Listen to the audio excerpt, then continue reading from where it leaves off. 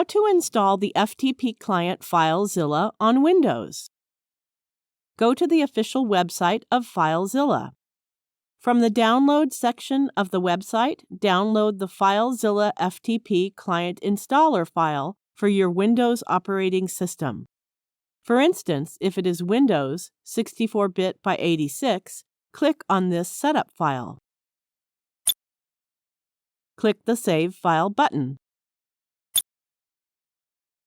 Now open the folder containing the downloaded file, and double-click on the file to run it.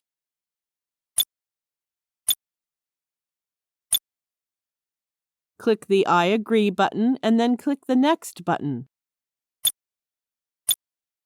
Click the box for desktop icon of FileZilla, and then click the Next button.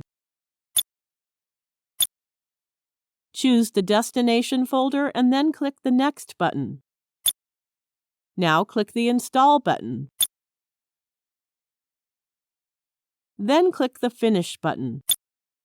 That's it. We have successfully installed FTP client FileZilla on Windows. Now you know how to install the FTP client FileZilla on Windows. Watch another tutorial and know how to access or connect your FTP account via FileZilla. Thank you for watching.